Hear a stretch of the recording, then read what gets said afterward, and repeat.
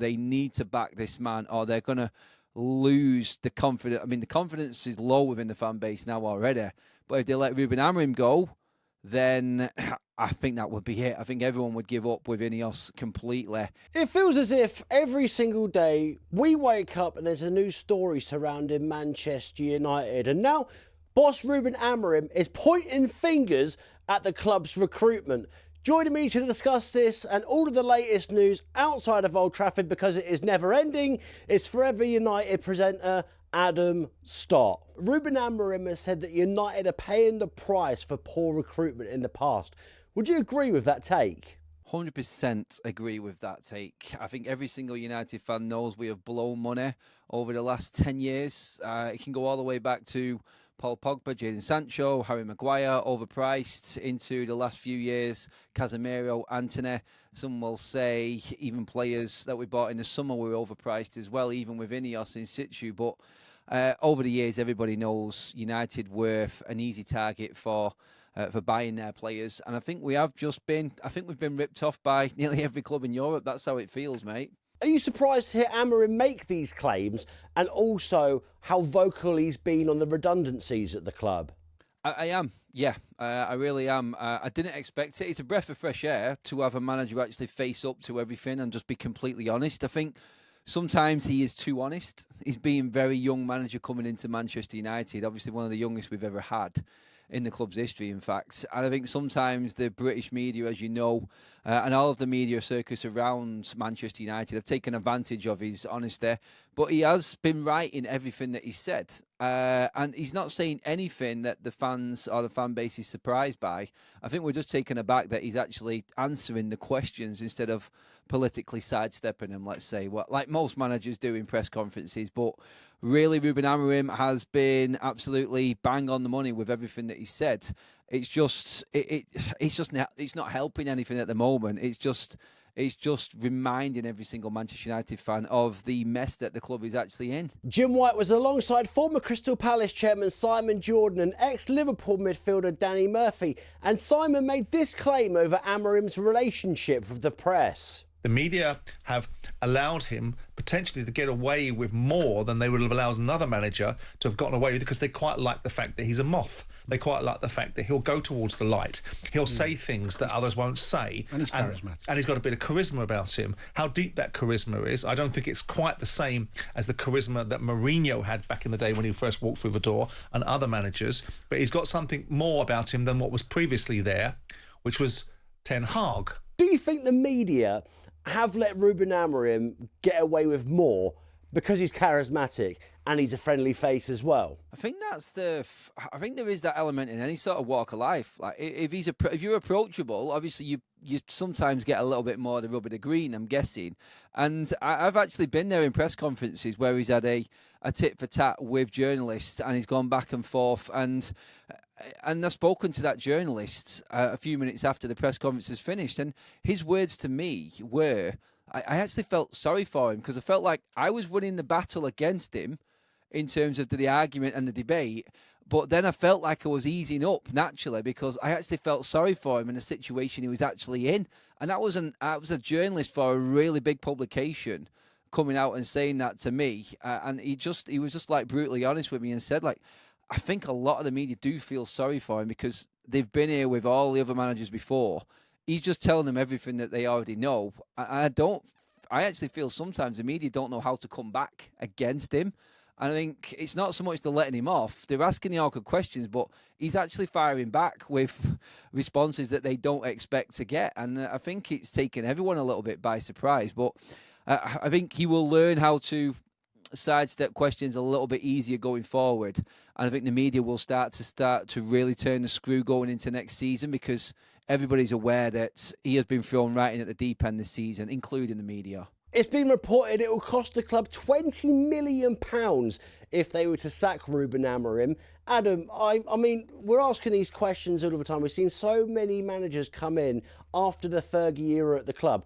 Would you even be surprised if this happened and Amorim went in the summer? Part of me says yes, part of me says no. Obviously, we've seen the history of Ineos at Nice in their other clubs as well. And they have been known to let managers go way before contract ends. United have got form for that before Ineos even stepped through the door. But 20 million right now with United's PSR situation and all the mistakes that Ineos are being criticised for before. This is their first appointment in this area in terms of the manager that Ineos have made. I don't think they're going to sack him. I don't think they'd even contemplate it right now. They need to back this man or they're going to lose the confidence. I mean, the confidence is low within the fan base now already. But if they let Ruben Amorim go, then I think that would be it. I think everyone would give up with Ineos completely.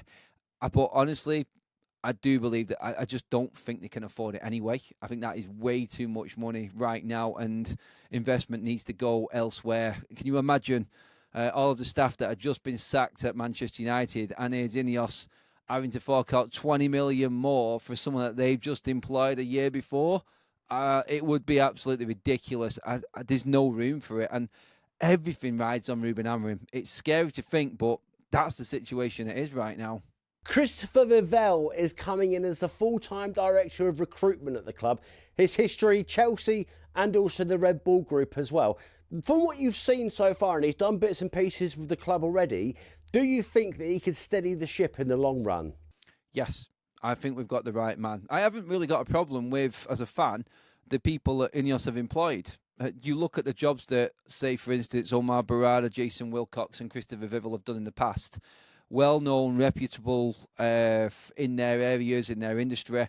And I think Christopher Vivell in particular is what a lot of Manchester United fans have been asking for years. Why are we always paying the big bucks? Why are we not discovering these players before they hit the big time? Why do we have to go to a Brighton or a Bournemouth? No disrespect to them clubs, they're obviously better than us at the moment, so I have to say that. But why do we have to go to them and pay them 60, 70 million when they brought this player in for 5? Why can't we, the biggest club in the world, find these players? Because we've never had a recruitment set up. We've never had anything there, mate. And that's the problem that Manchester United have got right now, is we're playing catch-up to everything else. And it looks great for us as fans that we're doing this, but all any other football club in the Premier League is saying right now is, well, this is what we've had all along. And this is how far behind we were. We're just catching up with the norm. And that's how far we've fallen behind. But Vivell is good. Obviously, he brought Sekou Kone in from Guiders FC, who nobody knew about, and he is just on the brink of making it into the first team now. Obviously, big in the Chido Obi deal from Arsenal. Same again with Aiden Heaven, Diego Leon, who is probably the first teenager we've bought from South America nobody's known about. So all of them little deals. I think United fans are excited for the future. Hard to look to the future with what's going on right now, but in the end, Vivell does look like he knows what he's doing, and he has got form for it. You only have to look, like you said, at what he did at Red Bull and how he dealt with, say, for instance, Adeyemi, Haaland, and players like this, and quality players that have gone through Red Bull's system, all because of him. He finds pathways, he develops younger players, and that is a big thing for Manchester United. You mentioned signing youngsters there. If you think back, the United Academy, so strong for so many years. Of course, you have to look to the class of 92. Over the last few years, Kobbie Mainoo. It doesn't seem like, and correct me if I'm wrong, it's as strong as what it used to be all of those years ago. Where are they going wrong with the Academy? I think there are 2 levels to the Academy right now. I do follow them quite a lot. For instance, Manchester United are crying out for a forward, as everybody knows right now. And Manchester United just let 5 forwards from their under-21s go out on loan to EFL clubs. Not EPL, not high level. That's our under-21 setup right now. Now, that side of it, I think we've just missed out. But the crop coming through from 18s is where United are sort of looking right now. And I think that's where they're thinking this could put us back on the map again, because we have at least half a dozen quality players coming through there.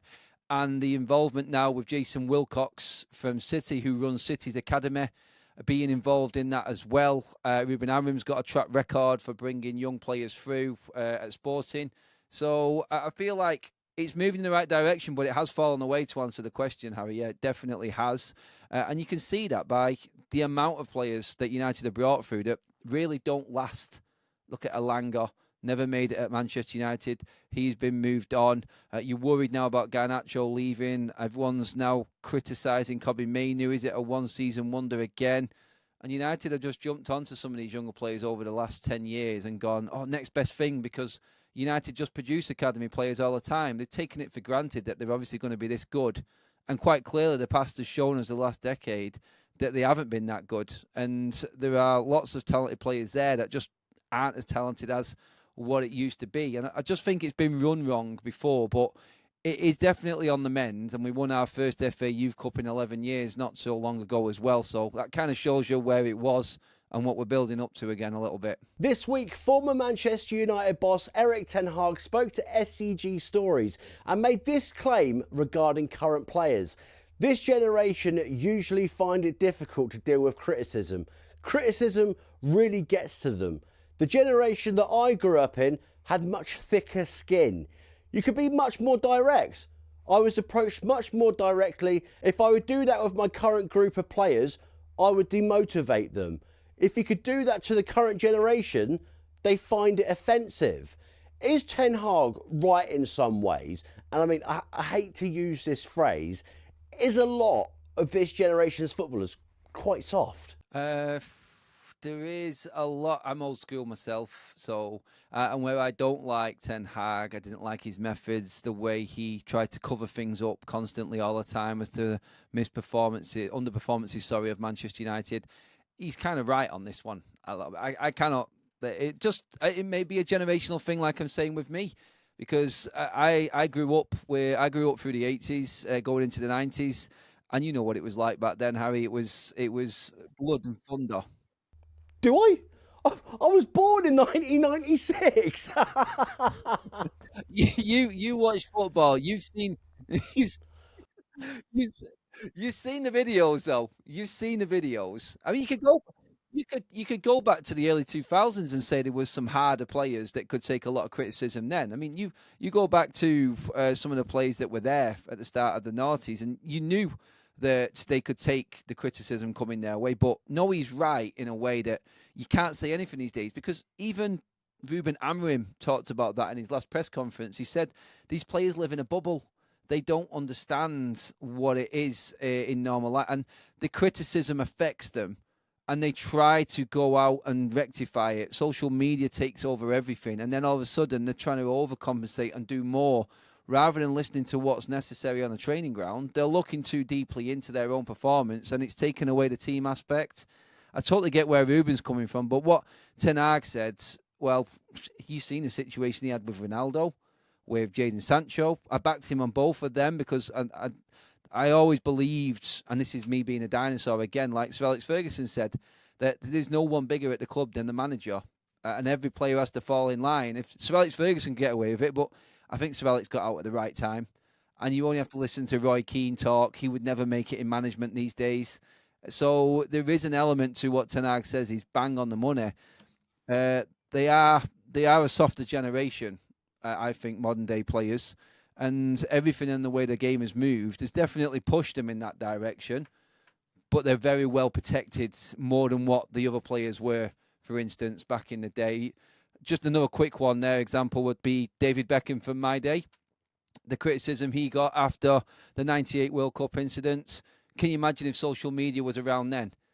That it would have been an absolute avalanche, wouldn't it? But honestly, now, these days, the protection is there for the players. And when the criticism comes, I think it comes as a shock to them. I don't think they're expecting it, because they're mollycoddled and soft soaped so much that it is harder for them to accept and take. Right, Adam, to finish off with then, I want to ask you a simple yes or no.